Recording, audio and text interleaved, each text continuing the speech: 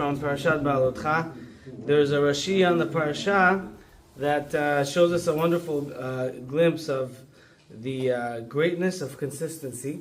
So Rashi says the reason why this week's perasha is connected or adjacent to last week's perasha, Parashat Naso, is the opening of the perasha, which is a commandment for Aaron to be kindling the Menora in the Beit HaMikdash on a daily basis. And Rashi says, why is it that after we had the Nesi'im, after we had the leaders of each tribe give sacrifices, that we read last week in Parashat Naso, you had each tribe giving a sacrifice on 12 days of the inauguration of the tabernacle,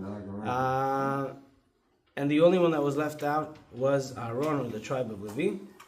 So he felt that maybe there was something inadequate about him, maybe there was a sin, maybe there's a problem, that God wouldn't choose him also to be part of the sacrificial offerings of the monumental occasion of an inauguration of the temple.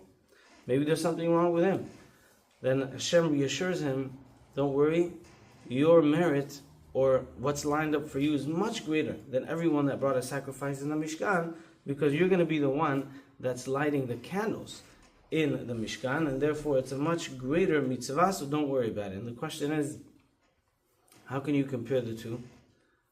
This one is bringing a sacrifice or something so great as an inauguration, cutting the red ribbon as an example, and you're missing out on that. Why is lighting the menorah greater than that?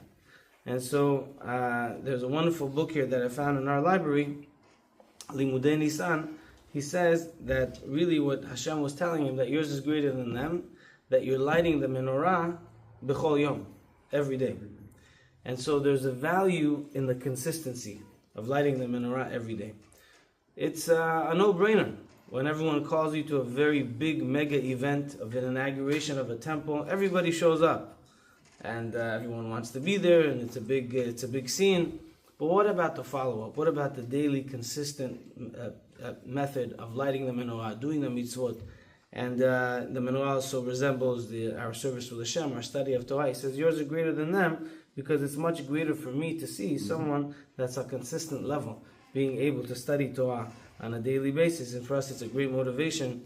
That's Behaalotecha. I also had a thought that maybe the name of the parasha is also connected to this Rashi, and so Hashem created a name for a parasha just because Aaron was feeling a little bit bad, and in order to lift him up, there's a whole parasha for that.